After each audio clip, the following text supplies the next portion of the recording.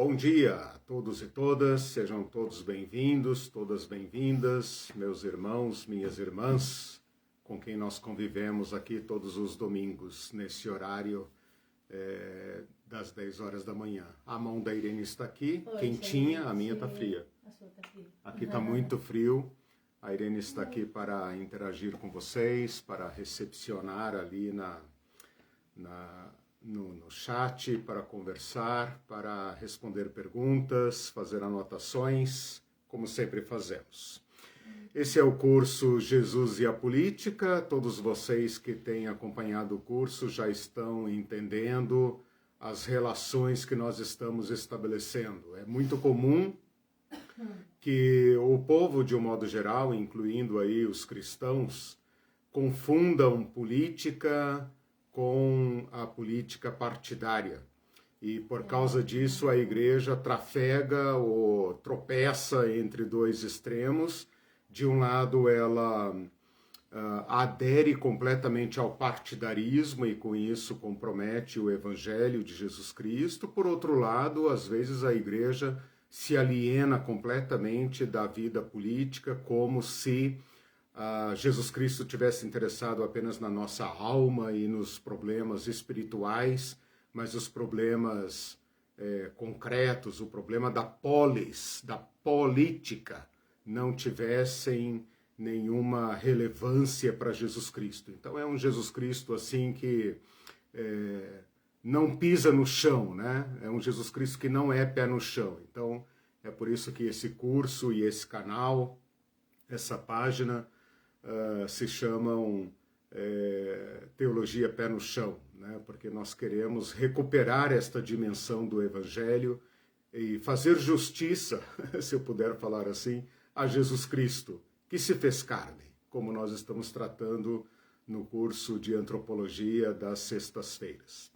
Bom, enquanto nós estamos começando, vocês estão chegando aí, os primeiros alunos, alunas, curtam esta página para que ela seja mais divulgada, compartilhe também com pessoas que você acha que teriam interesse em receber esse material. Esse material é distribuído gratuitamente, às vezes eu coloco ali as anotações, ele está aqui no Facebook, onde nós fazemos a transmissão online, ao vivo, e você pode participar. Mas as aulas vão também depois para o YouTube. Para quem prefere o YouTube, não está ligado em rede social, apenas que lá as aulas já estão gravadas e você pode interagir apenas no chat, mas não ao vivo, né? E por fim, a página está também em podcast, nas plataformas Anchor e Spotify, porque facilita quem precisa ouvir e não tem tempo de ficar ouvindo, assistindo, melhor dizendo, e isso facilita então o alcance. Bom, essa é a nossa contribuição. Eu sou mestre e doutor em teologia. Esse curso de domingo eu estou compartilhando a minha pesquisa doutoral. Ela reflete a minha busca, as minhas próprias necessidades de compreender o Evangelho. Então estou compartilhando algo no qual trabalhei por alguns anos. E tudo isso gratuitamente, o que me dá muito prazer compartilhar tudo isso gratuitamente, é minha contribuição ao povo de um modo geral, aos cristãos em particular, aos quais amo, sou cristão, sou homem da igreja e não desisto do Evangelho e acredito que a herança de Jesus Cristo, a tradição de Jesus Cristo ainda esconde tesouros maravilhosos que nós precisamos acessar. Então é com esta obsessão que eu faço um curso tão longo, insistindo nestas ideias para tornar o Evangelho mais claro para qualquer pessoa que tenha interesse, independente de ser cristão ou não.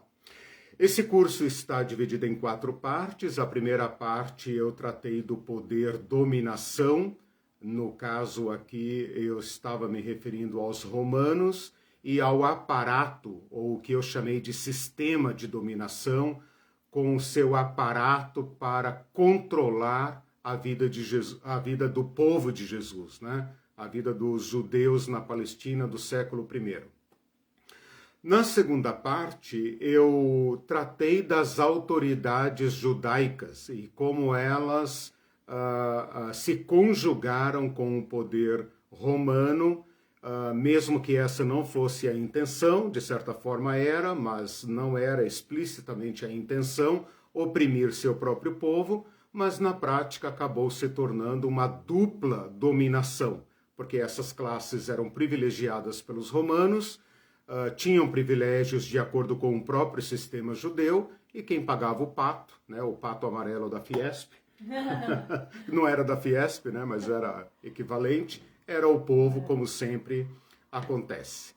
Nessa terceira parte, eu estou tratando do polvo. Começamos no domingo passado e eu chamo esta parte do curso de contradominação. É um poder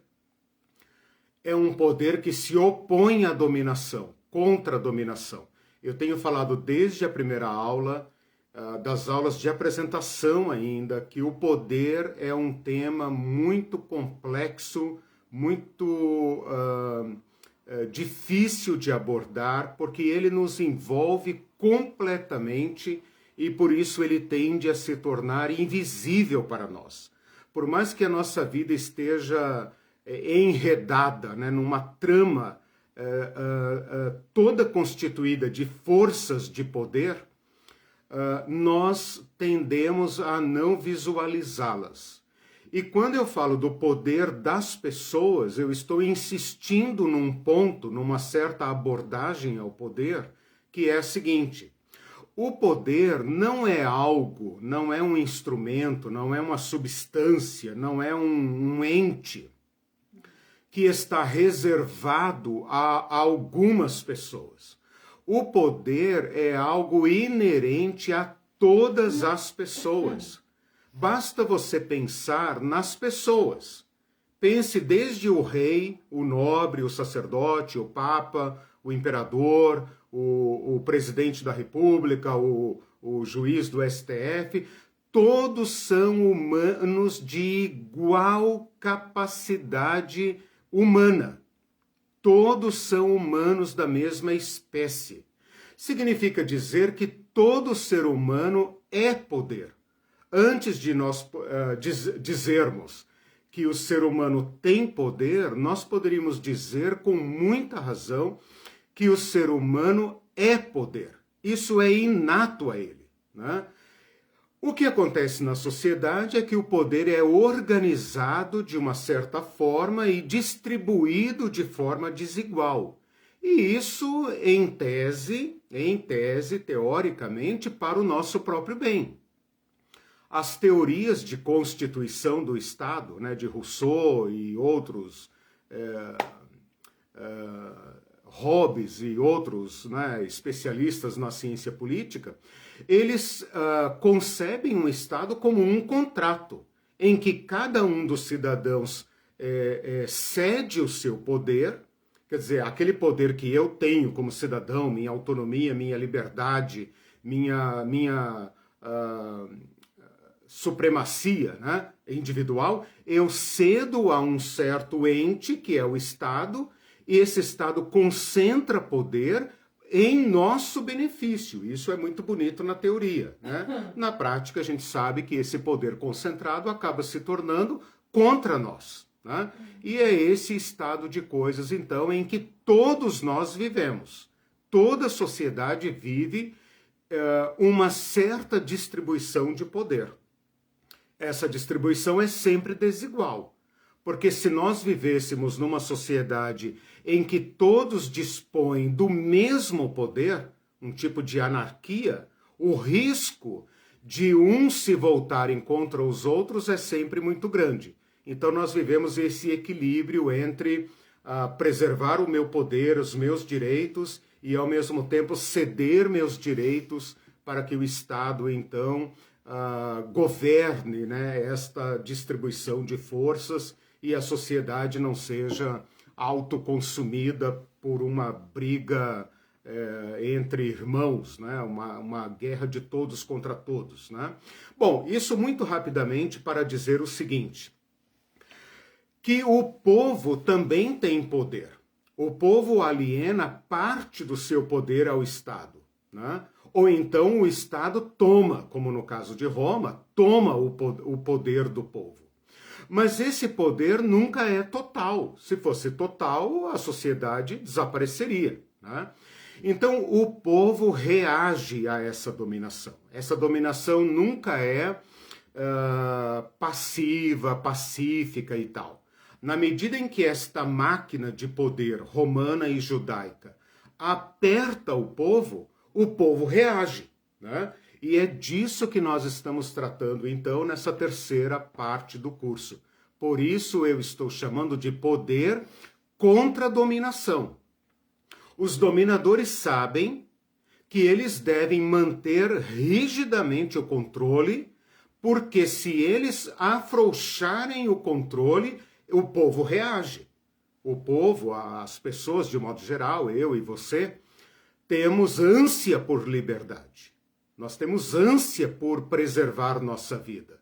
E quando alguém ameaça nossa vida, ele provoca em nós uma reação.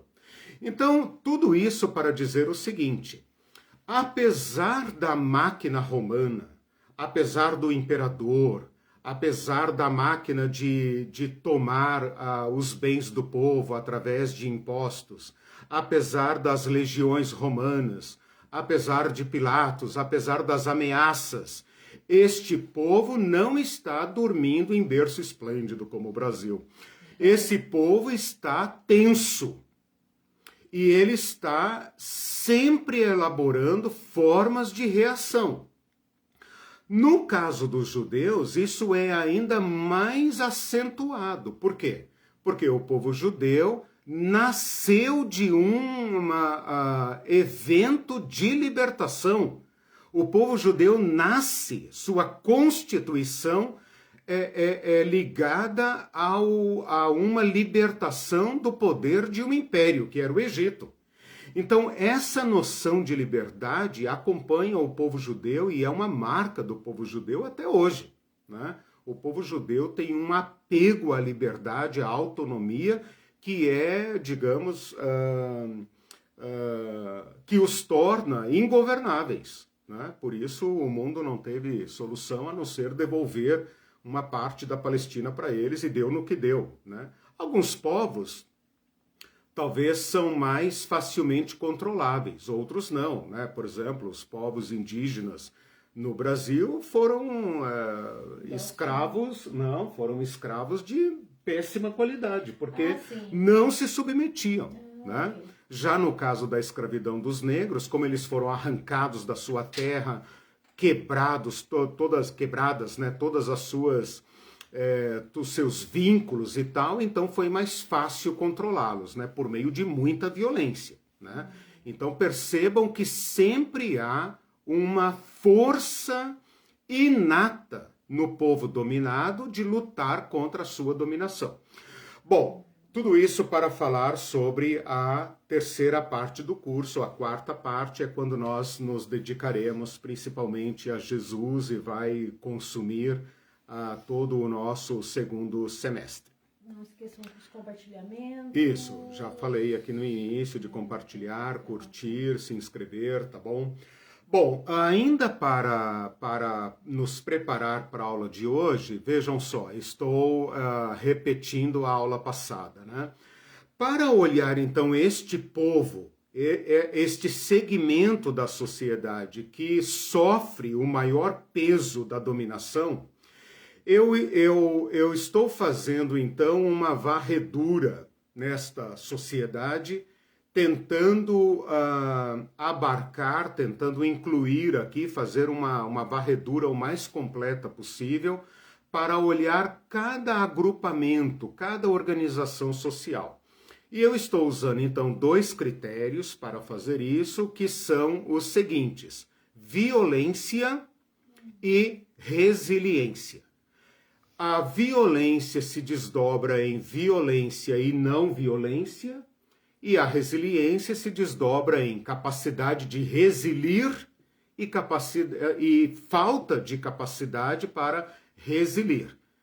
Em resumo, violência e não violência, resiliência e não resiliência.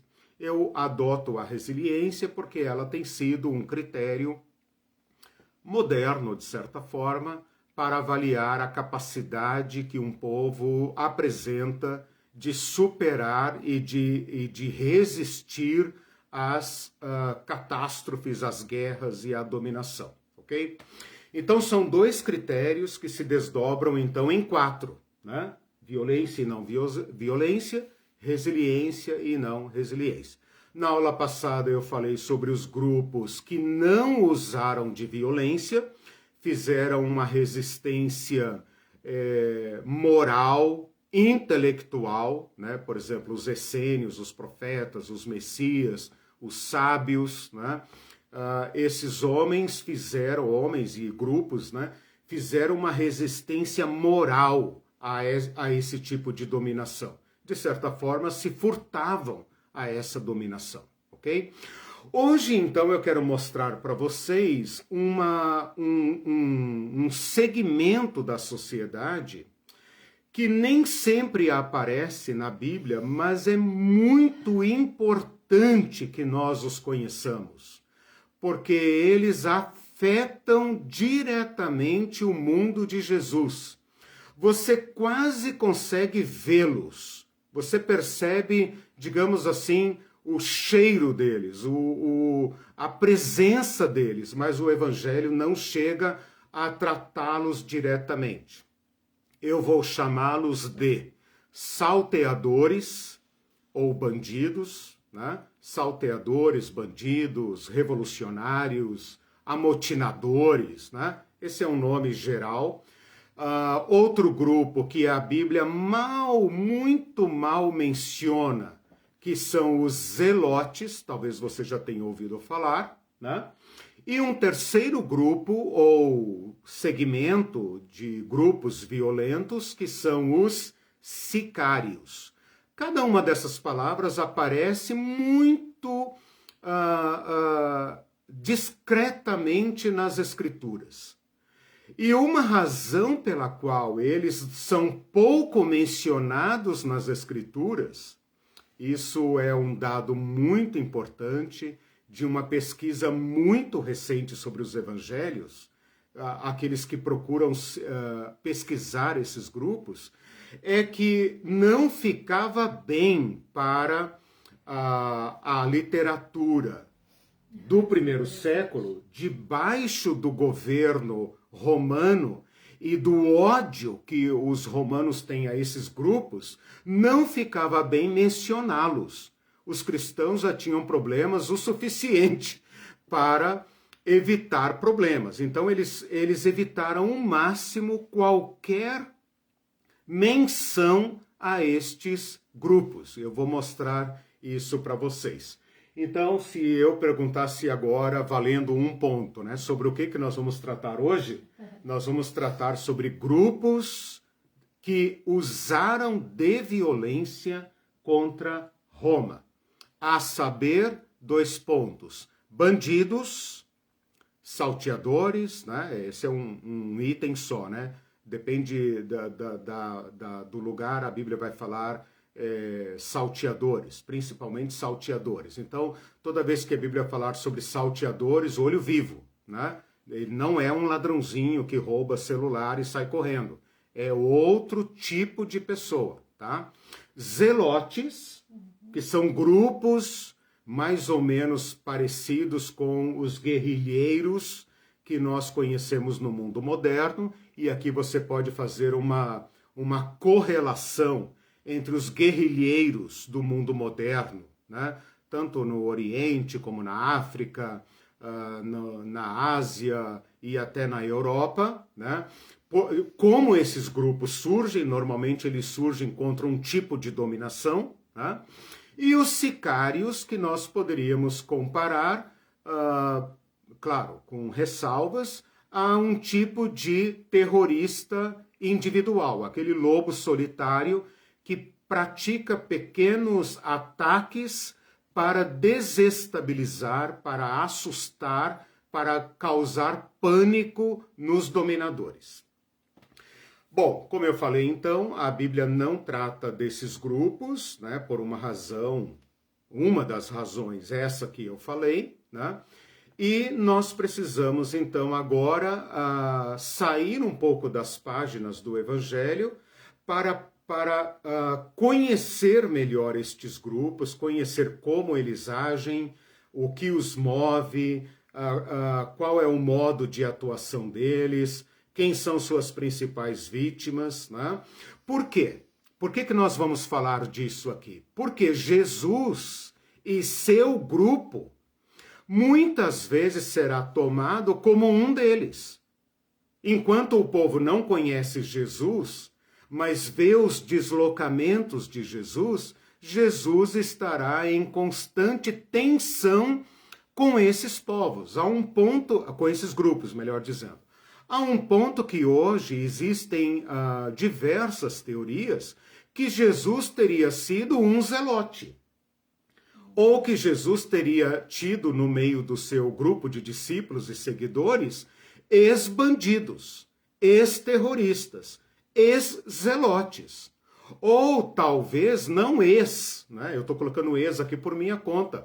Mas quem sabe se alguns desses seguidores de Jesus não trafegavam ou traficavam entre Jesus e esses grupos, de modo que havia um certo diálogo ou uma certa interação entre o grupo de Jesus e estes grupos, como é que a gente fala? Clandestinos, né? Esses grupos de clandestinidade. E talvez, então, algumas palavras de Jesus vão agora saltar das páginas quando nós as colocarmos no seu devido contexto. Aí você vai entender qual é a posição de Jesus em relação à violência. Qual é a relação de Jesus com estes grupos, né? E com as propostas destes grupos. Esses grupos são messiânicos. Jesus é um Messias, né? Então houve tentativas de interação desses grupos com Jesus, certamente. Por que não aparece nos evangelhos? Essas são as perguntas, essa é a pergunta, né? Ou perguntas que nós queremos então tratar hoje. Deixe-me falar com vocês, antes de entrar nos grupos propriamente, contar um pouco da história desse estado de coisas, né? Nós temos que partir do seguinte. Bom, até aqui eu tô acelerando aqui e tal, mas está tudo bem até aí? Tá, deixa eu Todo ver mundo entendeu o que eu estou fazendo, né? Vou falar dos grupos, grupos que usaram violência, que sacaram armas para enfrentar a dominação romana e as autoridades judaicas. A Simone Lima está perguntando uma pergunta. A Palestina foi a terra de Ismael quando Agar foi mandada embora? Não tem relação entre Ismael e a terra da Palestina. Talvez Simone, talvez a Simone esteja pensando no conflito atual da Palestina, no direito à terra e tal, né? Mas entre Ismael e a Palestina de hoje rolou muita água, né? Essa é uma questão muito interessante, a gente deveria tratar disso um dia. Por quê? Porque os crentes de hoje fazem uma interpretação teológica, pseudo-teológica daquele conflito, né? E acaba autenticando o povo de Israel, que hoje lá faz o papel do Império Romano, né? E abomina os palestinos, que hoje lá fazem o papel que no tempo de Jesus era dos judeus, né? Então aí tem muita água que a gente deveria tratar. Deveríamos tratar disso. Olha aí, porque um mini curso. Um curso paralelo. Meu Deus, Um curso paralelo. Quem sabe no curso interbíblico, né, eu possa fazer um capítulo para falar sobre isso. Eu já publiquei no meu Facebook, um tempo atrás, uma série de pequenas histórias para contar a história do povo judeu desde desde Abraão até os tempos modernos, para ver se abre a cabeça dos crentes, para que eles parem de promover guerra e ser a favor de bomba, né? Como se as bombas dos judeus fossem santas e a dos palestinos fossem diabólicas. Bom, eu queria contar um pouco da história destes grupos para que a gente compreenda como isso se deu, né? É claro que quando eu tratar do grupo, do curso interbíblico, isso vai ficar mais claro.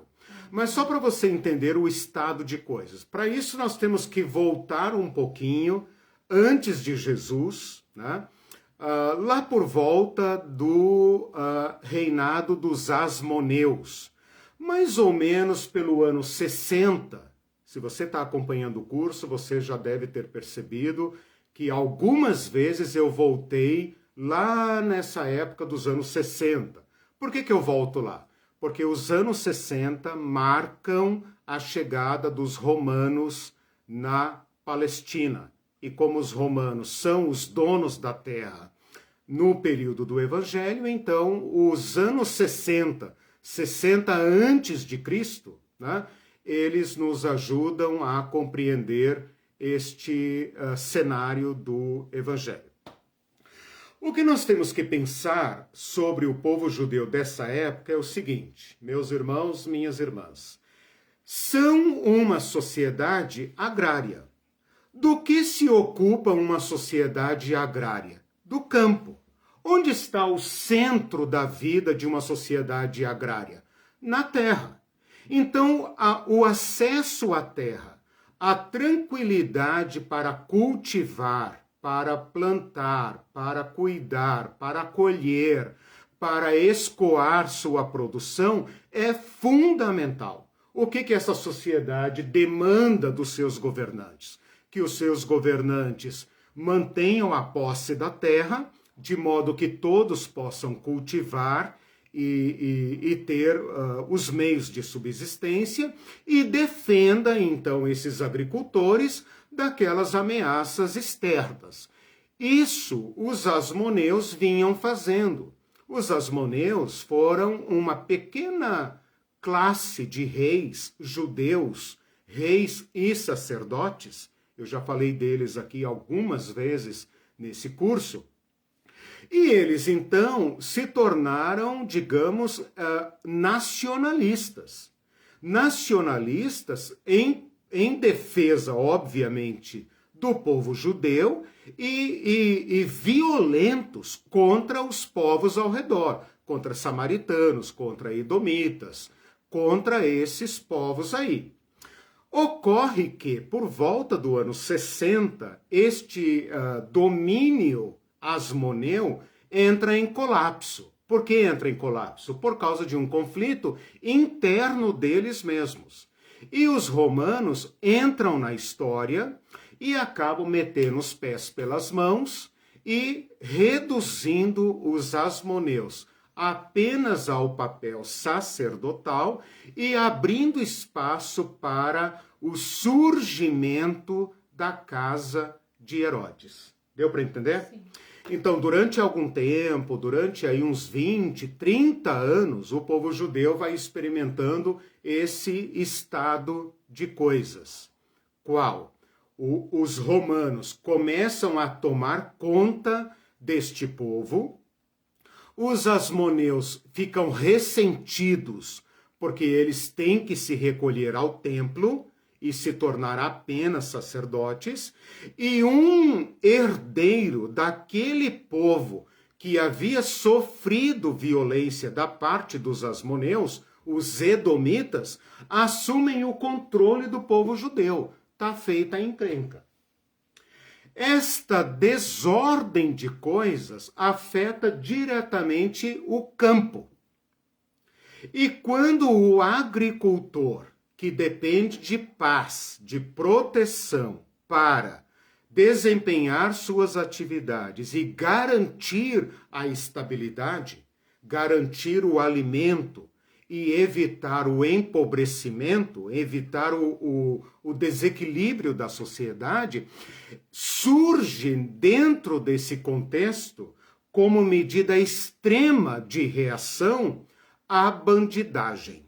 Então é isso que vocês precisam ter em mente aqui.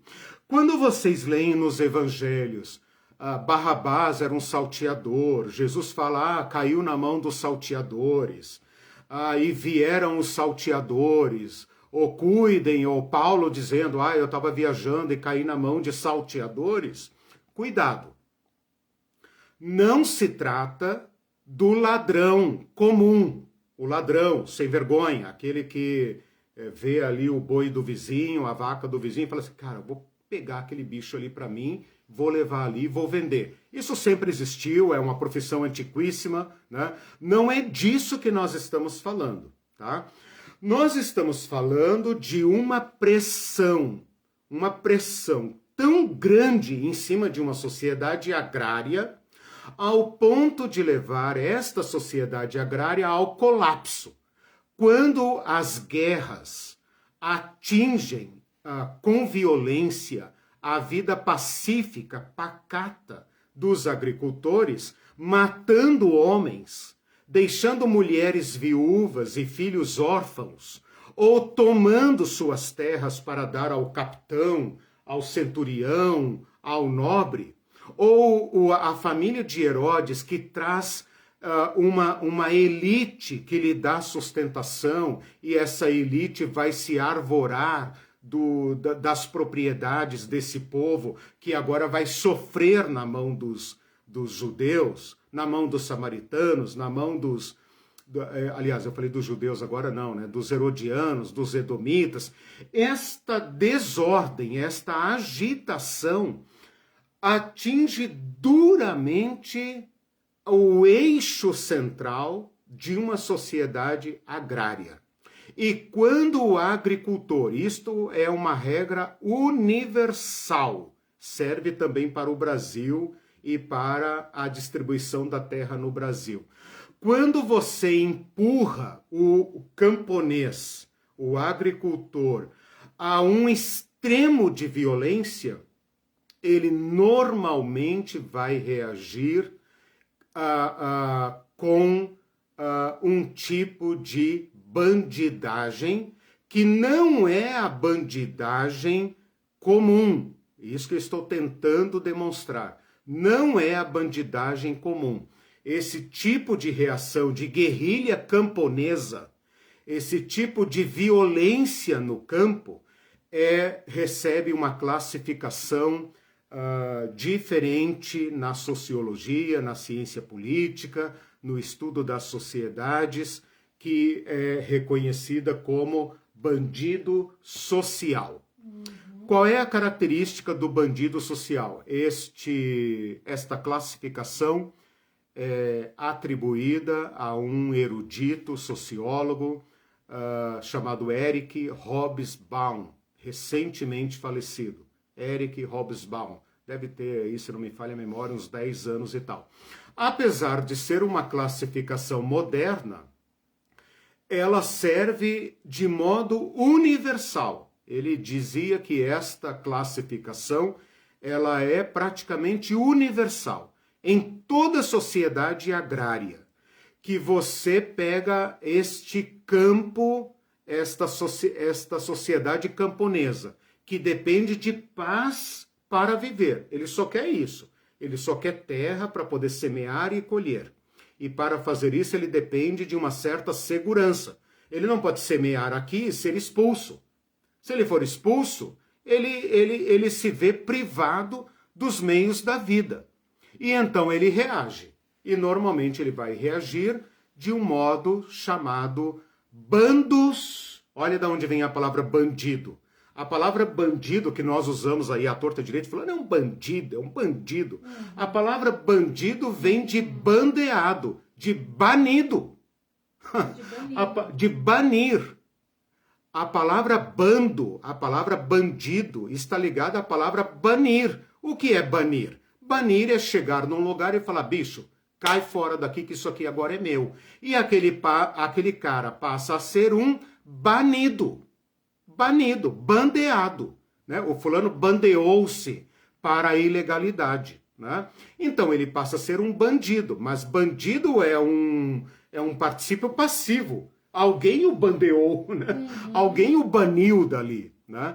Então o camponês está tão ligado à terra que quando ele se vê privado da terra, normalmente ele vai reagir para recuperar a sua capacidade de viver, porque ele é um camponês.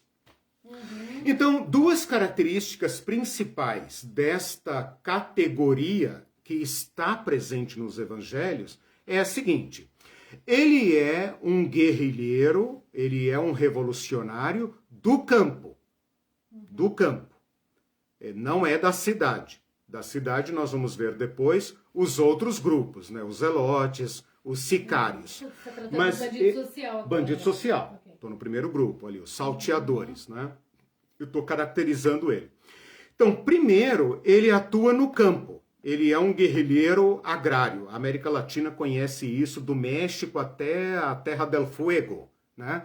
Porque as sociedades sofreram violência de dominação, primeiro uma dominação estrangeira, depois uma dominação da própria elite local, né? E ela então reage com essas guerrilhas rurais, com essas guerrilhas camponesas.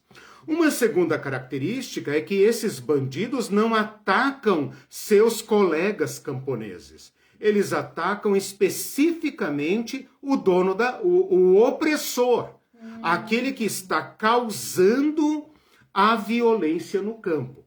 Então eles são, ao invés de serem bandidos que roubam o gado do vizinho, eles são heróis do campo.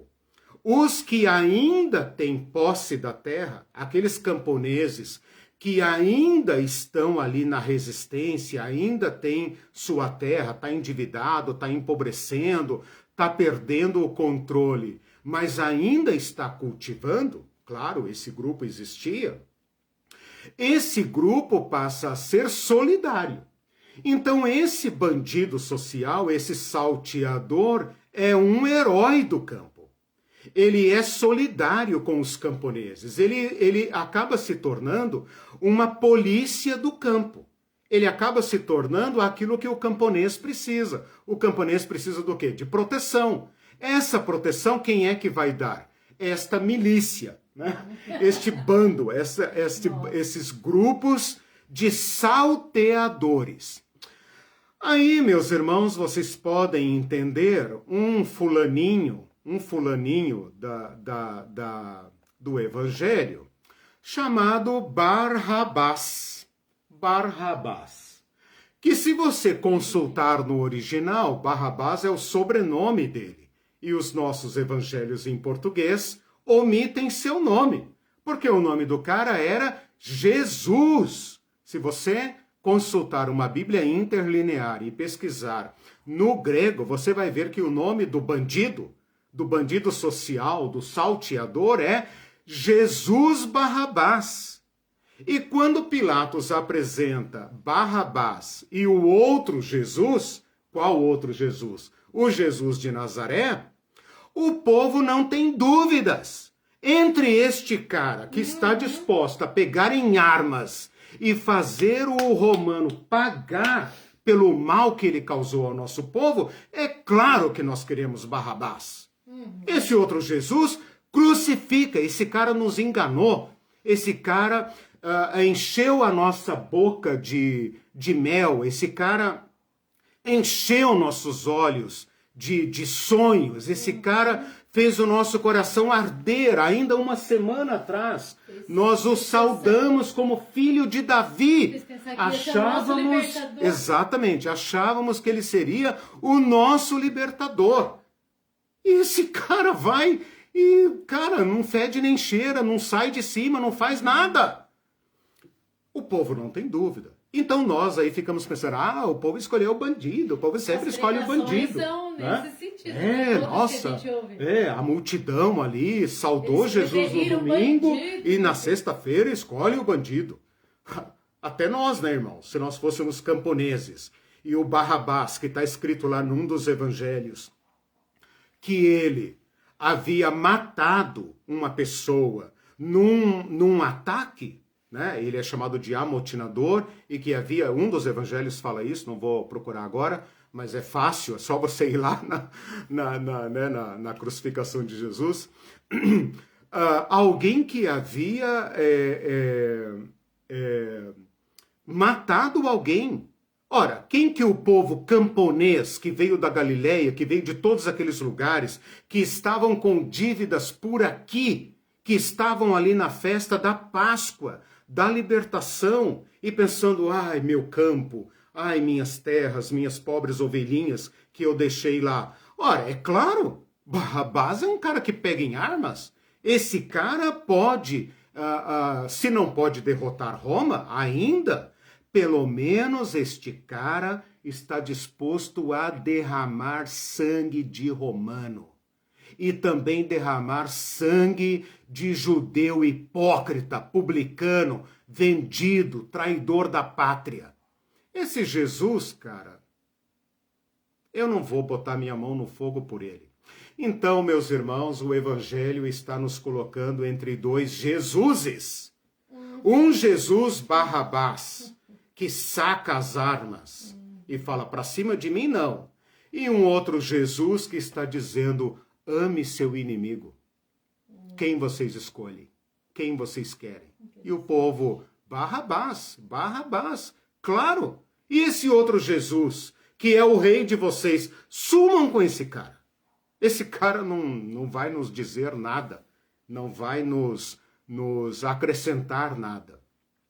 Então é isso que eu queria que vocês entendessem sobre quando a Bíblia fala de salteadores, né? Deixa eu pegar aqui um pouquinho, só algumas referências, né? Eu estava dizendo, deixa eu só voltar aqui um pouquinho, eu estava dizendo sobre o Herodes e o surgimento dos bandidos. Todos os governantes que governaram o povo judeu, desde Herodes, o Herodão, passando por Arquelau, por todos os governadores romanos, pelo Herodes Antipas, que é o Herodes da Galileia, o que matou João Batista e também queria matar Jesus. Todos esses caras tinham uma tarefa número 1 para governar. Dominar a bandidagem. Significa dizer que por baixo da dominação romana e da dominação judaica havia uma pressão, é como se fosse uma panela de pressão, prestes a explodir. Por quê? Porque a dominação empurrou um grupo de camponeses para a bandidagem, ou seja, para as montanhas, para o deserto, para fora da sociedade. E eles agora entram na sociedade para saquear, para matar, para roubar, para tornar a dominação difícil. Quanto mais difícil ele tornar o trabalho dos romanos, o trabalho das autoridades judaicas, melhor para eles. Então, tarefa número 1 da polícia da Galileia, da polícia da Judéia, da polícia de Roma, em todo lugar, controlar a bandidagem, controlar as rotas, controlar os caminhos, controlar o mar, controlar os portos, controlar as vias que vão para o deserto. Por quê? Porque a opressão, a pressão sobre uma sociedade agrária estava causando perda de terras, empobrecimento a um nível que empurrou um grupo para a bandidagem. E este grupo contava com o apoio daqueles grupos que não sacaram as armas.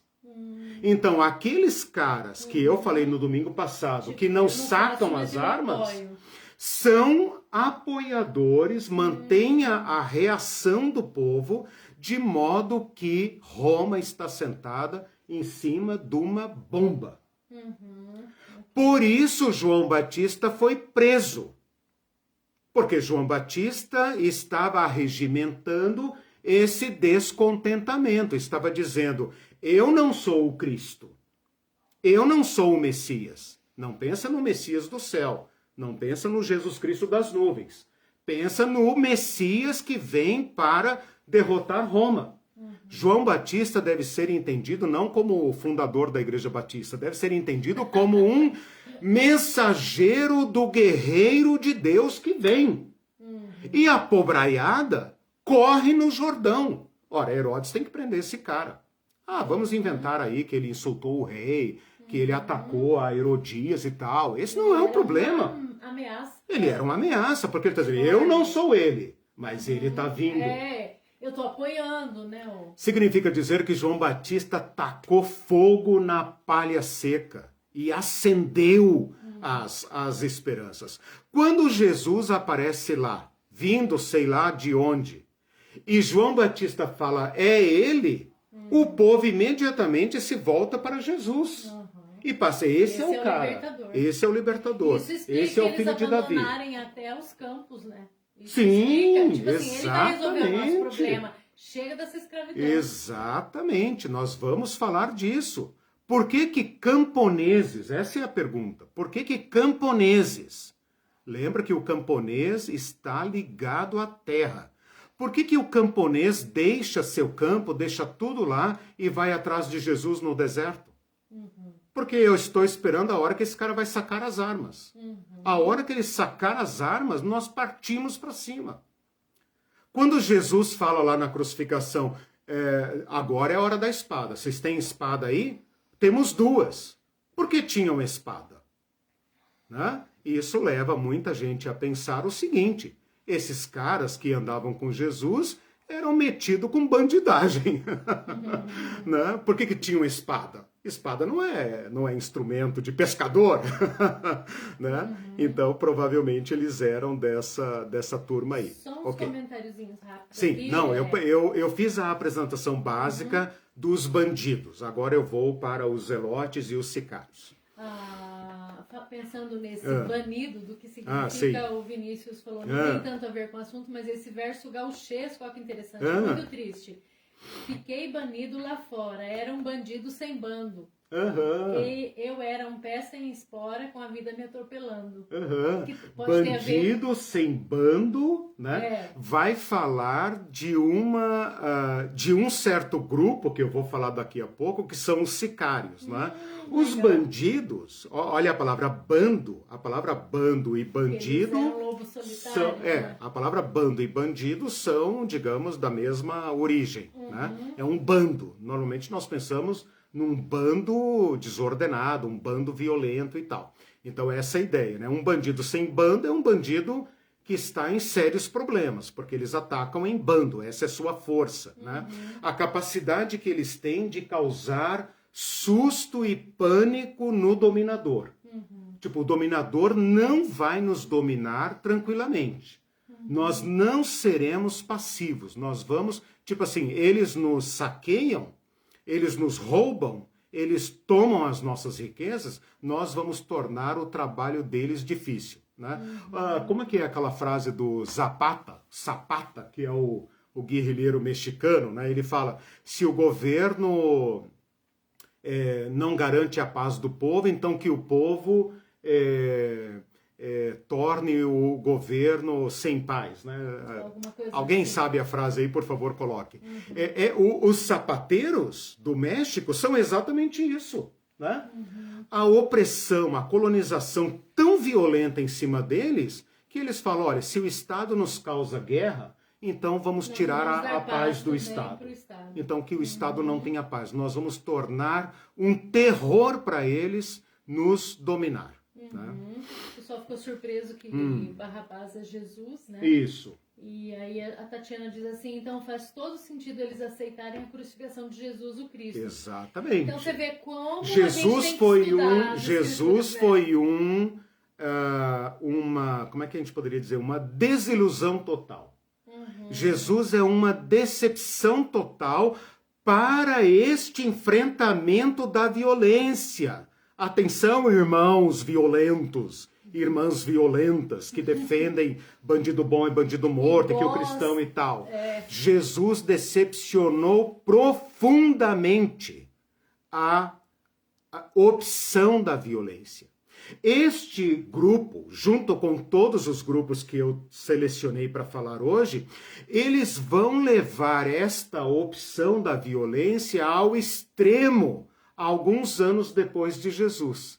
Jesus é como se ele tivesse dito o seguinte: olha, hoje vocês me matam, mas a casa de vocês vai cair porque vocês não me ouviram. Se vocês tivessem me ouvido, eu traria paz a vocês, mas vocês não me ouviram. Jesus chorou sobre Jerusalém, dizendo: a casa de vocês ficará deserta. Por que Jerusalém ficou deserta? Por que o templo se tornou um montão de ruínas que não ficou pedra sobre pedra e está lá até hoje? Porque estes grupos de violência foram crescendo, foram se unindo até que peitaram Roma no tete-a-tete. E Roma veio e esmagou o povo judeu. O povo judeu nunca mais foi uma nação, a não ser agora no século XX. Jesus avisou isso. Então, uma leitura um pouco mais crítica, um pouco mais cuidadosa, mostraria para nós como Jesus lidou com a violência. Como Jesus vai instruir o seu grupo a enfrentar o dominador por uma arma muito mais poderosa do que a espada do sicário, do que as armas e as pedras e as armadilhas e os ataques destes grupos de violência. E a prova de que Jesus conseguiu convencer alguns é que tem pelo menos um apóstolo que é literalmente ex-bandido. Nós não sabemos muito sobre ele, vou falar sobre ele daqui a pouco, que é o Simão, chamado em alguns evangelhos de Simão Cananeu para disfarçar, e em outro evangelho, em Lucas, é chamado explicitamente... Né? Exatamente. Tem que ficar de olho no detalhe, né? Compara a lista de apóstolos em Mateus, Marcos e Lucas. E vai ver que Marcos e Mateus chamam ele de Simão Cananeu. Cananeu é uma palavra aramaica. Para nós é até estranho, porque não existe mais cananeu. Né? Mas Lucas fala explicitamente Simão o Zelote. Puxa. Simão o Zelote. Significa dizer que tinha um Che Guevara, um Emílio Zapatero, né? Zapata, convertido, né? Como é que chama aí os nossos guerrilheiros aí? O Gregório Bezerra, como é que é? O Lamarca, esses caras aí, José Genuíno, Zé Dirceu, convertidos no grupo de Jesus. Tipo assim, a estratégia dele é mais poderosa. Nossa. E por ele eu abandono as armas, porque ele me deu um caminho que é supremo. Né? Você não sabe o nome dos bandidos, mas do Simão Zelote nós sabemos. Né? Por isso que uma leitura crítica é isso que eu estou fazendo aqui. A expressão. Então, quanto a gente tem que saber e quão essencial é estudar as escrituras. Porque o que a gente já ouviu de pregação, resolveram soltar, como se fizesse parte apenas, não, mas como se fizesse parte apenas de uma profecia que estava se cumprindo, assim... Tipo assim, decidiram, o povo decidiu, mas era parte da... Tipo assim, não, Jesus tinha que ser traído mesmo, fazia parte. Isso, ignoram completamente o contexto, esse né? determinismo, né? Sim. A Marlene diz assim, último comentário antes de você seguir, às vezes eu simplifico esse conflito dos crentes Israel versus palestinos assim, bem interessante que ela disse. Se é assim, então nós brasileiros temos que sair daqui, Brasil, e deixar só os indígenas. Isso. Olha, mesmo. Excelente. Isso mesmo. É pimenta no olho do outro é refresco, né? Sai da sua terra, né? Nós temos uma ligação com a terra profunda. Eu vejo aqui, por exemplo, meus pais, né, que viveram lá em Teresópolis, na região montanhosa. Minha mãe, inclusive, morreu numa tragédia lá em Teresópolis. Por que as pessoas não saem daqueles lugares?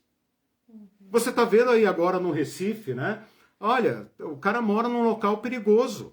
Já morreram não sei quantos a semana passada. O cara tá lá. Vai a polícia lá tentar tirar o cara dali. Vai lá dizer pro índio Ó, essa terra aqui vai ser do agricultor e nós vamos levar vocês para uma reserva lá, para um jardim zoológico humano. Entende? É muita ignorância. É muita ignorância desta qualidade humana. Bom, é importante então que vocês saibam o seguinte: o Novo Testamento, os Evangelhos, Atos também, quando falar de salteador, desconfia. Por quê? Porque o Evangelho também fala de ladrão. A palavra ladrão está ligada ao nosso ladrão moderno, o cara que de fato cobiça a propriedade do outro e quer para ele porque ele é malandro, né? Salteador designa um tipo específico de agrupamento que reage com violência à dominação. O Evangelho menciona salteador. Todas as vezes que você pensar em salteador, olho vivo, desconfia, porque pode se tratar de um guerrilheiro. Bandos que atacavam caravanas, atacavam comerciantes. O povo hoje não fala aí, a Dilma era ladrona, a Dilma não sei o quê, papapá, né? Eles usaram isso como estratégia. Vocês querem vender o nosso país? Nós pegamos seu dinheiro, né?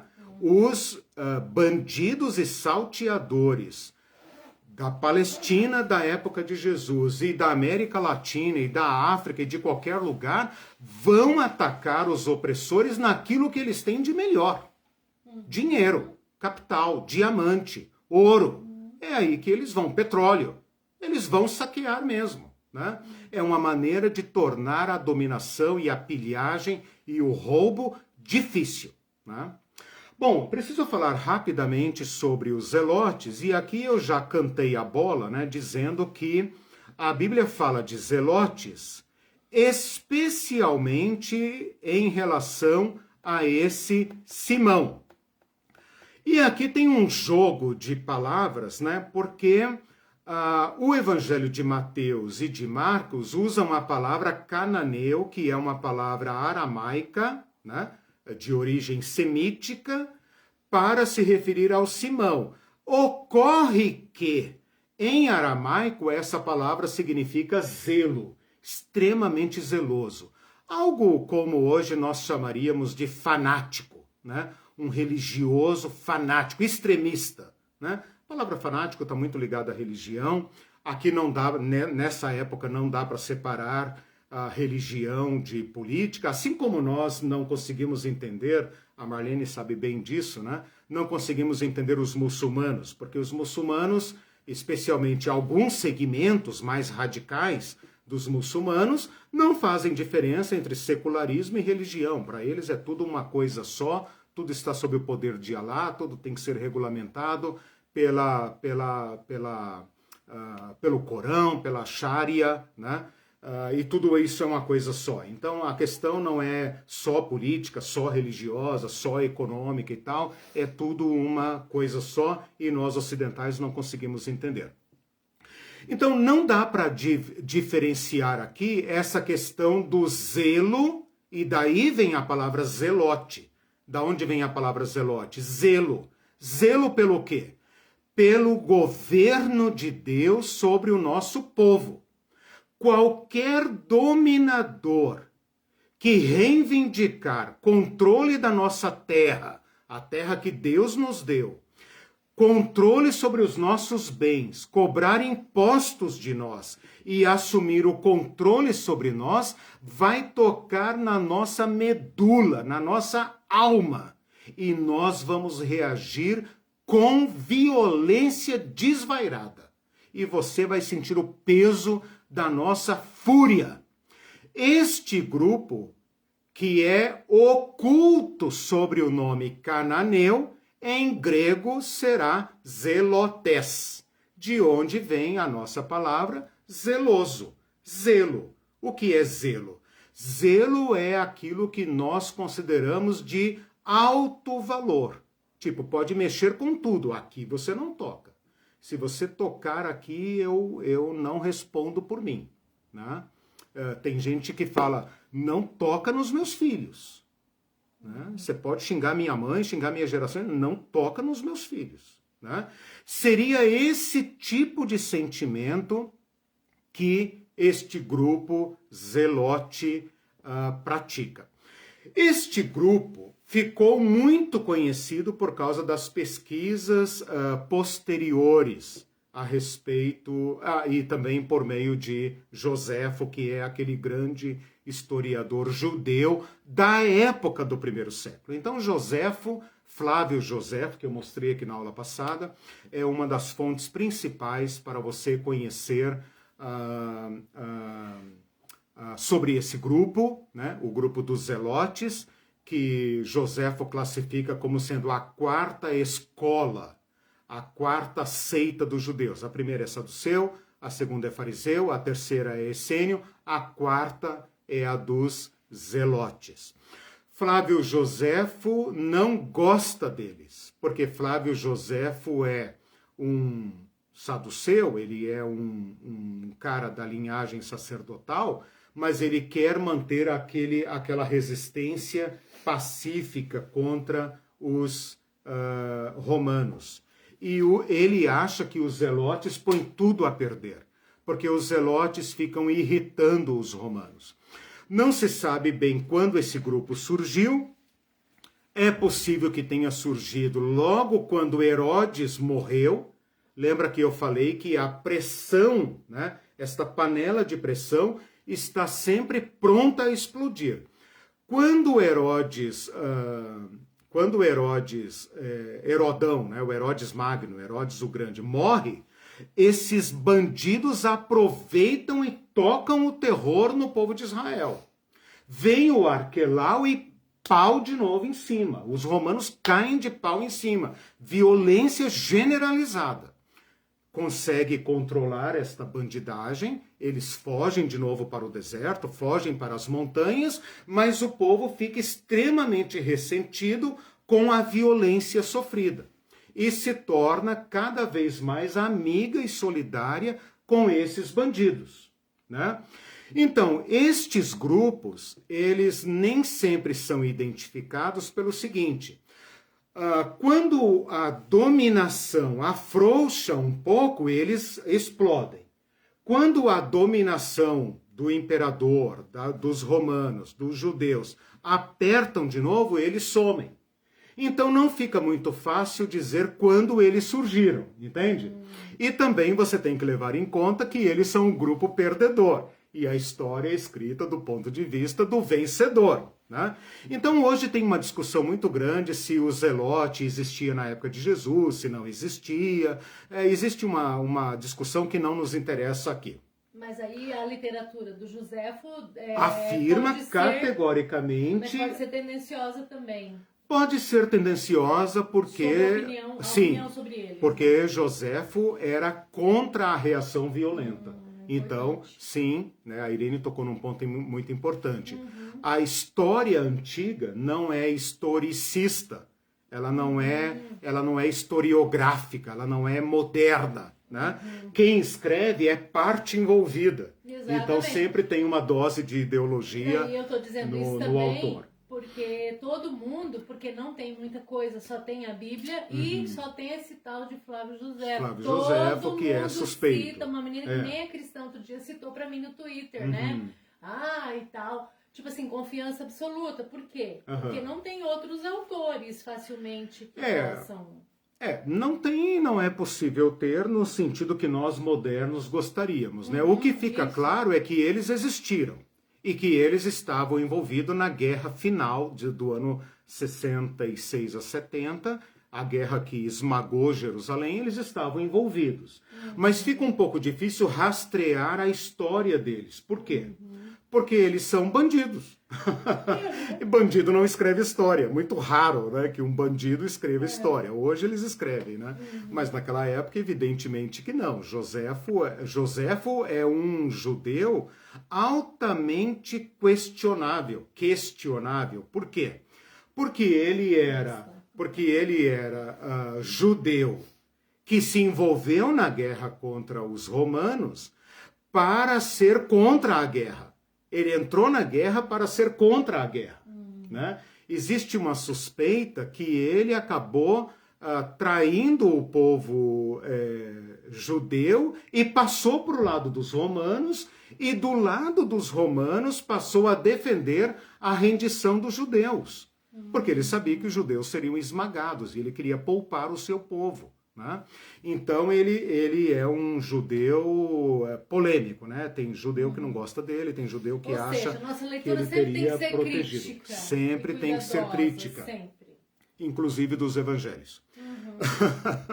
Porque, por exemplo, por que os evangelhos não falam dos zelotes? Né? Porque era altamente suspeito demonstrar qualquer liame, qualquer vínculo dos cristãos que já eram um tipo de bandido para as autoridades romanas, demonstrar, né, cometer uma gafe dessa, né, de dizer que eles estavam ligados à bandidagem. Né? Os cristãos não queriam esse tipo de problema. Apenas Lucas, muito provavelmente, depois que Simão Zelote já havia morrido, atreveu-se a colocar a palavra Zelote no Evangelho. Provavelmente por isso, e Mateus e Marcos evitam, porque ficaria muito mal fazer isso. Então, a questão que eu queria falar aqui sobre os zelotes é a seguinte. É um grupo mais ideólogo. Né? Os bandidos, como Barrabás, eles querem apenas tirar o ferrão que os machuca. Eles não são um grupo organizado no sentido de que tem uma proposta para os judeus, né? Para o povo judeu. Tipo assim, vamos derrotar os romanos e vamos estabelecer um Estado bandido. Não, eles não têm proposta. Eles são apenas aquele tipo Lampião, tipo Antônio Conselheiro, aquele tipo que quer apenas dizer: parem de nos ofender, parem de nos roubar, parem de nos matar. Porque nós só queremos nossa terra de volta. Nós só queremos voltar ao campo. Nós queremos terra. Nós queremos reforma agrária. Nós queremos nossa terra de volta porque nós somos gente da terra e nós queremos nossa terra para produzir, alimentar nossos filhos, e é isso que nós queremos. Os zelotes não. Os zelotes já são um grupo que mistura religião, política, ideologia, e eles querem derrubar o Império Romano, o domínio romano e os judeus traidores para estabelecer o Estado messiânico. Eles têm essa pegada messiânica. Então eles querem, eles são um grupo mais articulado, um grupo mais desenvolvido, como alguns grupos guerrilheiros da América Latina, que queriam derrubar as ditaduras, queriam derrubar o governo para tomar o poder e estabelecer um Estado alternativo, um Estado social, um Estado socialista, comunista, né, para se livrarem do imperialismo. Então, não se trata apenas daquele bandido, né, o bandido que quer apenas se livrar do terror. Ele está apenas dizendo: se você parar de nos matar, nós paramos de te atacar. Se você pilhar nossas terras, nós vamos derramar o sangue de vocês também. Nosso sangue e seu sangue. Né? O Zelote não. O Zelote já é um grupo que tem uma certa ideologia, tem uma certa organização, tem uma aspiração política, e eles querem derrubar o poder de Roma para se estabelecer. Este grupo, então, tem sua origem mais ou menos obscura. Ele pode ser situado em qualquer momento de fraqueza política dos judeus. Quais momentos? A morte de Herodes, a deposição de Arquelau, alguma sucessão de um governador romano para outro. Qualquer bobeira dos romanos, os zelotes vinham para cima. Então, assim, Roma não vai esquecer que aqui não se governa em paz. Deu bobeira, nós atacamos. né?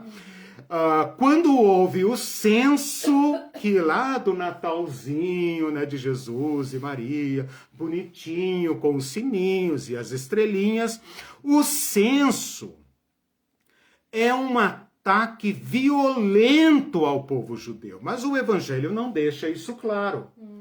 Por que o censo é um ataque violento ao povo judeu? É uma maneira de ferir, de torturar o povo judeu. Porque o censo, meus irmãos, minhas irmãs, não é apenas o censo do IBGE aí, que o Bolsonaro está... como é que fala? Boicotando, né? Já deveria ter sido em 2020, sei lá quando que vai ser, né? Não é uma questão apenas censitária, numérica, de estatística. É uma questão para saber quantos homens capazes nós temos e quanto nós podemos sacar deste povo. É para saber os proprietários, é para saber quem produz o quê. Quantos homens nós temos, quantos meninos nós temos, para saber quanto nós podemos apertar este povo sem explodir em guerra caótica, né? Então, aquela viagem de Jesus e Maria para Belém é trágica. A chegada de José e Maria com Jesus em Belém é altamente problemática, é altamente suspeita. Por que Herodes fica com os nervos à flor da pele quando Jesus nasce? Por causa desta agitação. A gente não sabe quais bandidos estão no meio desse povo. Esse José é galileu. A Galileia é infestada de bandidos. Vai saber o que esse povo está conspirando. E ainda vem esses nobres estrangeiros procurar um rei no meio desses bandidos. Ele não tem dúvidas, manda matar. E a família de Jesus tem que fugir. E fugir é a história dos bandidos. Quem é que foge da sua própria terra? Quem está em risco de vida. Quem é que está em risco de vida? Quem representa uma ameaça para o status quo, né? Então, quando você ler a historinha do Natal, bonitinha, lá em 25 de dezembro, lembra de colocar uma certa pimenta aí, né? De pensar, meu Deus, né? Que dificuldade que a gente tem para ler a Bíblia de forma realista. Os bandidos estão circulando. Roma precisa fazer o censo. Mas para isso ela sabe que vai causar uma mobilidade humana altamente perigosa, né? E então não se pode ler o Natal sem o coração aqui, ó, na garganta, né? Porque os bandidos estão se movimentando e as tropas estão se movimentando, né? E é possível que isso tenha sido extremamente sensível para o povo judeu, para Jesus, para a Galileia. A Galileia, tão desprezada na Bíblia, é terra de bandido. O Herodes só conseguiu firmar o seu domínio na Galileia porque ele perseguiu buraco por buraco. Leia Flávio Joséfo. A Galileia, ao contrário da Judeia, é altamente montanhosa, cheia de cavernas e montanhas. E tem muitas árvores, muita floresta. É sul do Líbano, das árvores do Líbano, né? E o Herodes conseguiu varrer buraco por buraco. Achou bandido por bandido e limpou a Galileia deles. Mas bandido é bandido, né, irmão? Você tem que manter vigilância total, porque qualquer cidadão pode se tornar um bandido. Então, quando Jesus vem da Galileia, ele é suspeito. Da Galileia não vem coisa boa. O que é coisa boa na Galileia? Profeta, coisa boa. Não, de lá não vem nada, lá só vem bandido. Lá é terra de bandido. A gente não tem, assim, um certo preconceito contra certos lugares? Por exemplo, o cara veio do morro. Morro é lugar de bandido. O cara veio da favela. Não, favela só tem bandido. É este o clima em relação à Galileia dos gentios, tá? Terra de bandido, terra ingovernável, né? Por isso Roma tem tanto cuidado com esse povo ali. Esses zelotes, independentemente de quando eles surgiram, o fato é que quando Jerusalém banca a guerra contra os romanos, no ano 66, eles estão lá. Então, todos os bandidos, independentemente do nome, do líder e etc., todos esses bandos vão para Jerusalém na Guerra de 70. Roma tem ali uma panela lotada. Toda a bandidagem, todos os zelotes, os sicários, todos que sacam armas, bandido, qualquer um que sabe manejar arma e que odeia os romanos. Todos vão para Roma. Desculpa. Toda estrada leva a Roma, né? Não, aqui toda estrada leva a Jerusalém. Todos vão para Jerusalém. Agora, olha o problema da violência que eu vou falar aqui antes que eu me esqueça. Olha o problema da violência. E você vai se identificar e vai entender isso porque nós somos latino-americanos, né? Quando estes grupos de bandidos, cada um com seu líder, né? Cada um com seu Lampião, seu Lamarca, seu Che Guevara, seu Zapata, né? Cada um desses se reúne em Jerusalém, eles não se entendem sobre o que fazer depois da expulsão dos romanos. Que eles vão expulsar os romanos, eles não têm dúvida disso, né? É o Davi contra um exército de Golias, não é Davi e Golias. É Davizinho contra um batalhão de Golias. Mas eles não têm dúvida de que Deus está com eles e eles vão derrotar os romanos como derrotaram Faraó, como derrotaram Nabucodonosor, etc, etc, etc. Só que, quando eles entram em Jerusalém, eles não se entendem.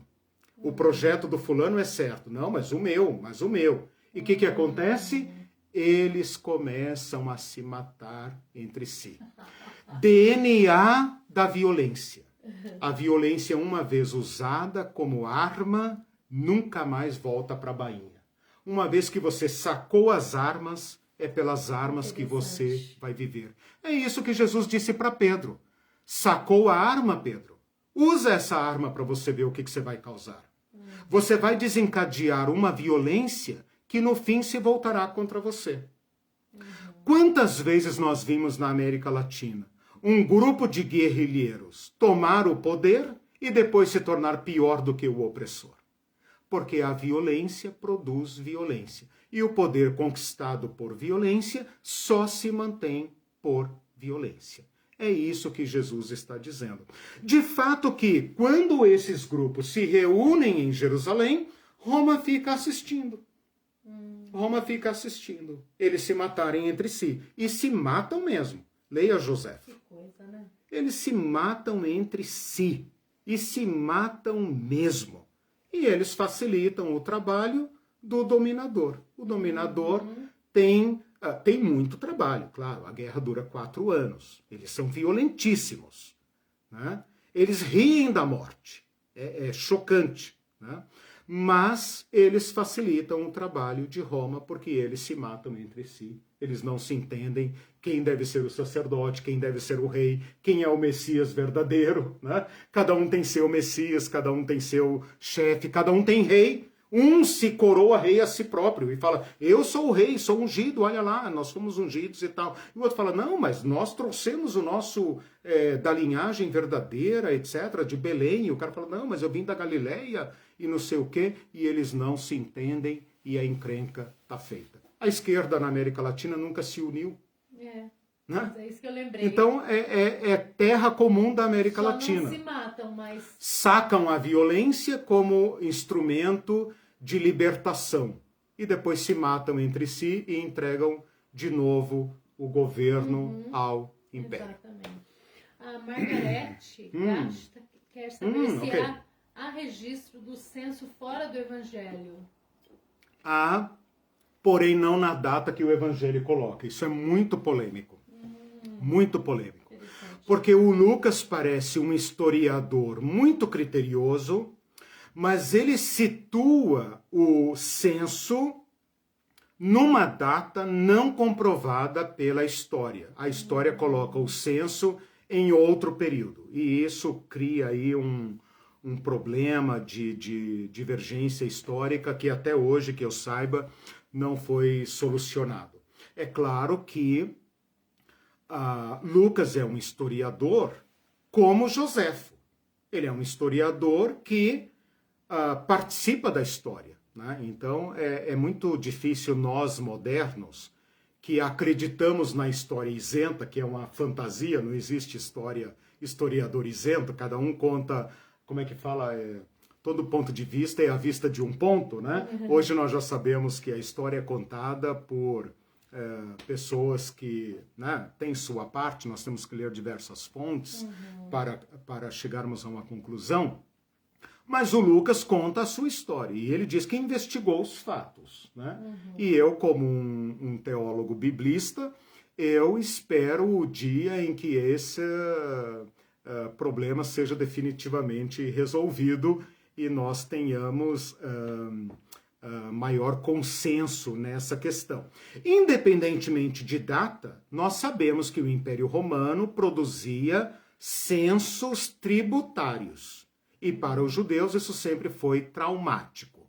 Então, independentemente da divergência, o censo existiu, diversos, e sempre com finalidade tributária. E esta questão tributária toca profundamente a alma do judeu. Por quê? Porque Deus deu essa terra a eles. E o único tributo imposto, né? Proposto por Deus era o dízimo. Qualquer outro imposto, taxa, tributo era um sinal de traição a Yahvé.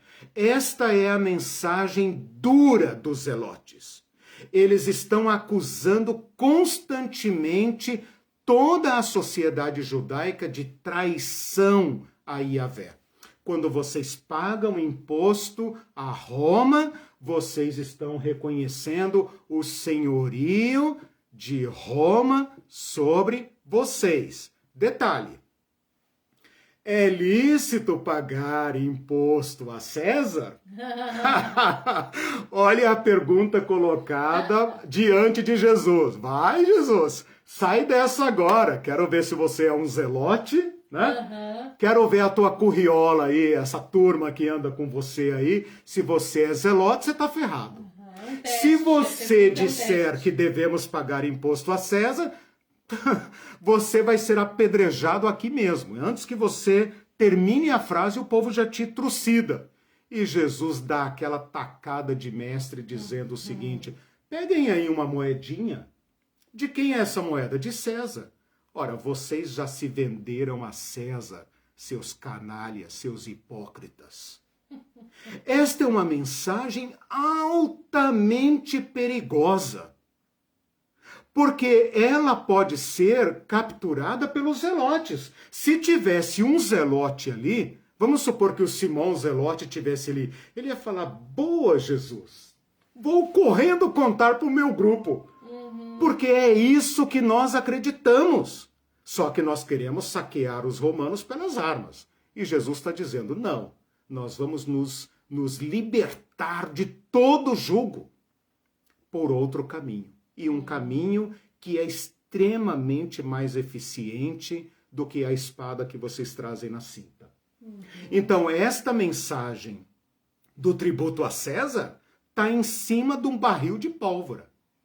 Não tem nada a ver com o dízimo da igreja, não tem nada a ver com a carga tributária que nós pagamos para saldar as dívidas internacional dos impérios que nos saqueiam da mesma forma como Roma saqueava o povo judeu. Ou você ignora que nós pagamos, que nós temos que colocar o teto, né, o teto de gastos e tal, porque nós temos que mandar metade da nossa riqueza para pagar os exploradores do Brasil e da América Latina e de todo o mundo pobre.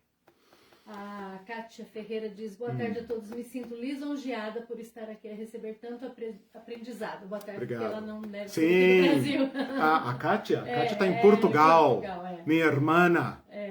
E eu quero aproveitar o comentário dela para pedir para vocês equalizarem o número de curtidas, porque não está batendo. E nós temos poucos compartilhamentos hoje. Nossos compartilhadores que não estão aqui, então, gente, por favor. E aí uma pergunta do Júlio Braga que diz assim, de certa forma Jesus é chamado de Galileu de forma pejorativa? Pode ser, porque ele é chamado de Galileu especialmente no sul, né? E há um preconceito do sul contra o norte aqui, com certeza, né? O sul, como está perto de Jerusalém, do templo, da elite, dirigente e tal, eles se sentem superiores a Galileia. Então é muito bonito, muito importante, muito significativo que Jesus, embora tenha nascido em Belém, venha da Galileia e seja chamado de Nazareno. Né? Eu acho que a maioria de vocês nunca deve ter ouvido falar porque Jesus é chamado de Nazareno. Como disse o profeta, ele será chamado Nazareno, e não tem lugar nenhum do Antigo Testamento que diz que ele será chamado Nazareno, e nós dificilmente sabemos por quê. Vou lhes dizer, ele será chamado o renovo, e a palavra Nazaré é uma palavra hebraica, aramaica, que significa renovo. Então, o nome da cidade traduzido seria algo como brotou de novo. Os galhos secos de uma árvore qualquer, né? Aquela raiz, aquela cepa morta, lançou um broto. Este broto em hebraico é Nazret, e é o nome de Nazaré, por isso Jesus é chamado Nazareno, que evoca, por outro lado, esta ideia de Deus. Da casa de Davi ressequida, morta, acabada, espoliada, miserável, surgiu um broto. Ele veio surgindo como raiz numa terra seca. Nós nem prestamos atenção nele, né? E, no entanto, ele se tornou o nosso Salvador, o nosso Rei, nosso Messias, nosso Redentor. Ele encarna todas estas esperanças, né? Bom, eu preciso correndo aqui falar sobre os sicários. O sicário tem uma característica diferente, ele é citado em Atos, quando Paulo está sendo preso, acho que Atos 27, depois eu coloco ali, não vou procurar agora por causa do tempo. Quando Paulo está sendo preso, quando ele está sendo investigado, o capitão ali, a autoridade que o investiga, fala assim, é você porventura aquele sicário que levou 4.000 sicários ao deserto e pereceu e tal? Ele fala, não, eu não tenho nada a ver com isso, eu sou fariseu e tal, não sou sicário. Então, o sicário é mencionado apenas ali, ele não é mencionado em nenhum outro lugar, e ele tem uma característica que o torna, digamos, um terrorista específico. Ele é chamado sicário porque usa espada. E quando a Bíblia fala em espada, a gente imagina aquela espada, a espada moderna, né? A espada longa e tal. A gente esquece que a espada longa, fina e longa, é a espada europeia. A espada oriental, a espada dos árabes, e mais antigamente ainda a espada dos judeus, era um pequeno punhal, era uma espadinha curta, que podia ser ocultada facilmente na coxa ou aqui na cintura. Era um punhal, né? Então, quando a Bíblia fala em espada, troque a palavra espada por punhal, uma pequena faca, né? Afiadíssima e facilmente manejável e ocultável. O que é o sicário? O sicário é um lobo solitário. Ele é aquele terrorista que a gente conhece na modernidade, que faz aquele ataque individual e mortal. Ele se mistura na multidão, ele escolhe uma autoridade judaica, ele não ataca romanos, ele ataca judeu traidor, de preferência uma autoridade ou alguém da nobreza, um latifundiário, um baronato. E ele apunhala esse cara no meio da multidão e desaparece no meio da multidão, causando pânico, causando terror. Então, diferentemente do Zelote, ele não ataca de modo em bando, e diferentemente do bandido salteador, ele não ataca no campo. Então, ele tem essa característica. Ele é um bandido urbano que ataca sozinho, ataca em grandes eventos, né? E ele ataca com a sua sica. Esqueci de falar esse detalhe importante, né? Sicário vem da palavra sica, que é a palavra latina para punhal, certo? Então seria como um faqueiro, né? O cara tem faca, é um faqueiro, espada, espadeiro, alguma coisa assim. Sica com S. Sicário é com S, né? Verdade. Sicário vem de sica, que é a palavra latina para punhal ou esta espadinha curta. Então, em rápidas palavras, é isso. Não se sabe também em que época exatamente eles surgiram, mas se sabe, Joséfo fala deles, você pode investigar lá.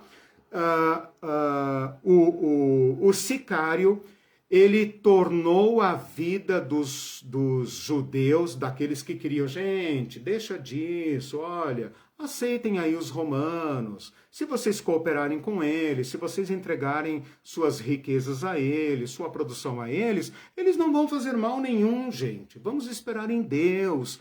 Deus vai nos ajudar. Se vocês pagarem os impostos, pagarem o dízimo, pagarem o imposto do templo, andarem de acordo com a lei de Moisés, lavar as mãos, dizimar o endro, a hortelã e o cominho, Deus vai mandar o libertador.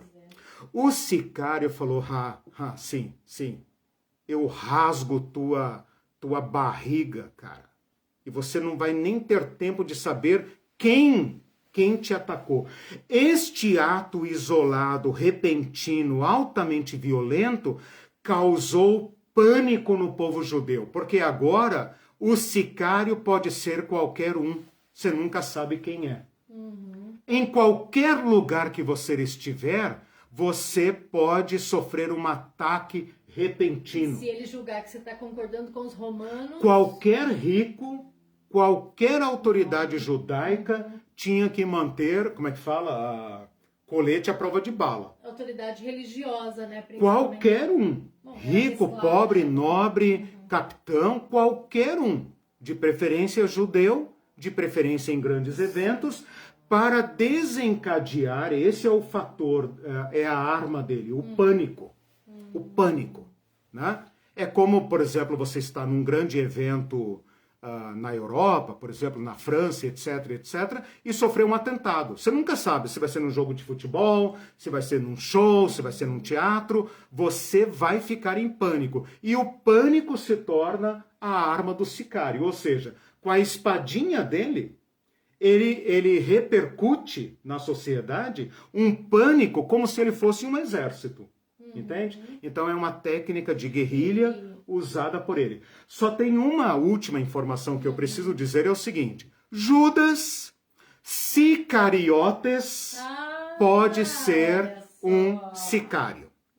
Que pode ter traído Jesus quando falou, cara, eu acreditei em você, eu tentei levar você, eu tentei te instruir na política, eu tentei te dizer como fazer, mas, cara, você não vai a lugar nenhum. A menos que eu te jogue no caldeirão. Quem sabe se eu te jogar na fogueira, você acorda, né? E proclama a revolução, né? Então, como ninguém sabe o que é Iscariotes, Judas Iscariotes, esse nome é completamente desconhecido, não se refere a nenhuma cidade, a nenhuma família, é um nome completamente estranho. Existe uma forte suspeita que Judas seja Sicariotes, portanto um sicário. Mas não dá para confirmar, não há provas, né? Apenas convicção. Não podia deixar passar essa. Né? Não há provas ainda documentais, né, que liguem diretamente o Judas ao grupo dos sicários, embora ele tenha uma grande característica, né? O fato de chamá-lo de ladrão, né? O fato de ele ser desconhecido, o fato de ele não ser do grupo de Jesus, ele não é pescador, não é da Galileia, ele é um elemento estranho que está no grupo de Jesus. Supostamente, dentro dessa teoria, ele traiu Jesus porque Jesus decepcionou o seu projeto político. O Simão, que saca a arma lá no jardim do Getsemane, também é altamente suspeito de ter envolvimento com grupos de guerrilha. Porque Jesus fala assim, olha, algum de vocês aí tem arma? E Pedro fala, temos 2. Só um sicário andaria sozinho com uma arma. O que você vai fazer com uma arma? Você vai fazer o que com uma arma? Com um punhal? Vai fazer o quê? Cortar as unhas? Né? Picar fumo? Não. Altamente suspeito que pudesse ter havido no grupo de Jesus pessoas ligadas ou ideologicamente associadas com esse tipo de zelo pela causa de Deus ao ponto de pegarem armas. E ali definitivamente Jesus diz para ele, eu poderia sacar a violência. Eu tenho um poder da violência. Eu posso fazer César comer capim se eu quiser. Eu posso, eles têm 3 legiões aqui, eu posso chamar 12. Guarda a tua espada, Pedro. Só isso. Porque quem sacar as armas nunca mais embainhará a sua espada. Bom, em resumo, então, eu falei dos bandidos e salteadores, falei dos zelotes, falei dos sicários, e eu espero que você tenha entendido que este tecido social não está fora do povo judeu, está no meio do povo. O zelote, o sicário, o bandido, o salteador, está ali. Jesus lidou com eles. Impossível ler o evangelho sem incluir aí a presença desta violência religiosa, política, econômica, libertacionista, terrorista contra Roma. Tipo, nos dominar, bicho, vai fazer você se arrepender de ter entrado aqui. É incrível como a gente consegue fazer uma leitura que não é crítica, que não é cuidadosa. Leitura dócil. Dócil do evangelho. Tipo assim, como Jesus, isso tá me fazendo, esses cursos aí estão me fazendo ver a realidade, ler a Bíblia com outros olhos, né? Eu estava falando com um amigo outro dia isso. Porque você acha que existe uma docilidade, né? Por exemplo, até essa questão da César, que é de César, várias charadinhas que Jesus fez, que a gente precisa entender o contexto para entender que é charada, né? Exatamente, essa é a questão. Deixa eu falar só mais uma coisinha. Jesus foi crucificado no meio de 2 terroristas. Um falou, cara, você... Cara, eu morro, mas não adiro a você. O outro falou, Senhor, você é o verdadeiro rei. Se eu tivesse te encontrado antes, né? Você é o verdadeiro rei. Lembra-te de mim quando entrares no teu reino. Não tá pensando no céu, não, irmão. Tá pensando, você é o cara e eu não te conheci antes. 2 terroristas. Roma não crucificava bandidinho, ladrãozinho de galinha. Roma crucificava terrorista. E Jesus só morreu na cruz porque representou para Roma, dentro do conhecimento de Roma, um terrorista. Ele se fez rei e isso não é permitido. O Elton fez um comentário bem interessante, que ele diz assim, acho interessante como em nossa cultura o termo bandido tomou uma conotação negativa. E mais que isso, facilmente as pessoas usam a palavra bandido para as pessoas dos movimentos do sem terra e sem teto. Ontem aqui no Campo de Santana houve uma ocupação de um terreno de uma construtora. Adivinha qual a palavra mais usada pelas pessoas aqui do bairro? Pessoas pobres também, detalhe, isso eu estou acrescentando, Elton. Para falar das famílias que ocuparam o terreno, bandidos. Ou seja, qualquer atitude de ruptura com a situação de pobreza, é criminalizada. O interessante é que muitos desses moradores aqui do bairro, que chamam os invasores de bandidos, foram beneficiados pelos programas de habitação, justamente porque tinham dificuldades de obter seus imóveis, ou seja, pobres, como eu falei. E cristãos odeiam MST, MTST, né? Evangélicos, né? Odeiam. Né? Não são capazes de entender sensivelmente, né?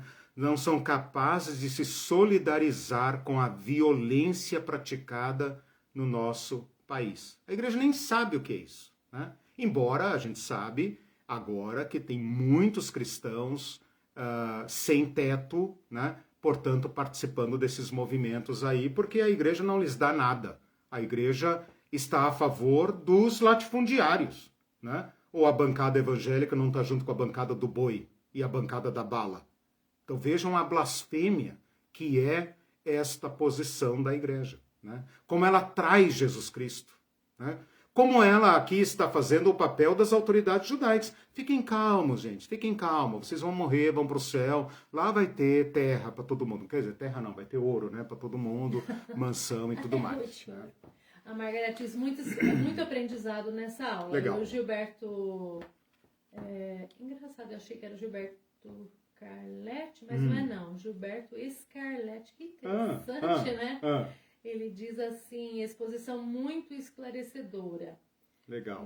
Também estou aprendendo a ler os evangelhos com outros olhos. Exato. Então são essas as questões que nós precisávamos tratar. Lembrem-se que todos estes grupos se conjugam em Jerusalém, né? Se conjugam em Jerusalém naquela guerra que vai do ano 66 a 70, 73, né? Aliás, aquele filme que eu já mencionei aqui, Massada, o personagem principal é um grupo de zelotes, né? Um grupo radical que mesmo Jerusalém tendo sido esmagada, se recolhe nessa fortaleza, nas montanhas, chamado Massada, e de lá ainda resiste aos romanos por mais 3 anos, né? Que mostra então a resistência, né? A rebeldia desse povo contra os judeus. Quando você começou o comentário aí, eu lembrei alguma coisa que me fugiu. Se eu lembrar de novo, eu coloco lá. Sabe qual comentário? Não, esse comentário do Elton aí, quando você começou a falar... você estava falando que nós não lemos. O que foi que você estava dizendo antes de ler o comentário do Elton? Você falou assim, nós não lemos a Bíblia de modo crítico e tal, e a gente não associa, né, com... Incorre até em erro, pois né, na verdade. Bom, se lembrar, você põe nos comentários. Beleza. Bom, nosso tempo já está esgotado. Eu já estou usando, a prorrogação aqui. Quero agradecer, gente, quem está mandando estrela, que ajuda a gente muito obrigado. A comprar livros, muito obrigado. Já que o conteúdo é totalmente gratuito. Isso, né? exatamente. Também. Então é isso, gente. É isso que eu queria colocar. Passem para frente esse... Isso. É muito importante. Eu acho que algum comentário que você falou antes ali mas tudo bem. Se eu lembrar depois eu falo com vocês. Mas o importante é vocês entenderem que debaixo da dominação romana, em conluio com a dominação judaica, havia estes movimentos intelectuais, morais, religiosos e violentos, né? Que estavam aquecendo a temperatura, a tensão, né? E Jesus lidou com esses grupos, né? E que Jesus, então, o seu diálogo, o seu ensino tem que ser colocado em face deste contexto, né? Quando a Irene falou, acho que essa é a questão que eu lembrei, né? Mais ou menos isso. Nós precisamos deste contexto, né? Não fique preocupado se você nunca soube disso até agora. Por quê? Porque isso não está escrito na Bíblia. É tarefa dos pastores, tarefa dos professores trazerem esse conhecimento. Para quê? Para a gente apenas saber, que bonitinho, tinha zelote lá, tinha não sei o que, que legal. Não, para a gente relacionar com o nosso mundo. Por quê? Porque o poder dominação é o mesmo. Ou por que você acha que tem movimento de sem terras no Brasil? Por que você acha que uma terra desse tamanho tem movimento de trabalhadores sem teto? Por que você acha que tem reforma agrária no México, reforma agrária em certos países? Por que você acha que houve tantos grupos guerrilheiros na América Latina? Por que você acha que houve ditadura na América Latina, as ditaduras militares na América Latina? Porque eles eram contra Deus, contra a pátria e contra a família, né? Essa é a história que contaram para você. Também contaram isso lá em Jerusalém, né? Por isso, às vezes, a referência a esses grupos, na própria Bíblia, ou em Joséfo, é preconceituosa, né? Porque eles foram rejeitados, né, na sua postura violenta. E nós precisamos entender como Jesus lidou com esses caras. Espero que vocês consigam fazer estas relações, né? E tenham pelo menos sensibilidade para com a violência, para com a injustiça praticada, da qual todos nós somos, de certa forma, vítimas, né? Por que tanta migração na América Latina? Por que tanto hispano na América Latina? Por que o oeste americano está cheio de nomes espanhóis, se não é por causa da violência imperial, né? Então são questões que a igreja não trata, mas que nós temos que verificar para que a palavra de Jesus, então, se torne mais nítida, mais forte nos nossos corações. Ok? Até sexta-feira com, outro curso, continuação do curso de antropologia, que eu vou falar de vida, morte e ressurreição. Tchau, gente. Boa semana. Deus abençoe a todos.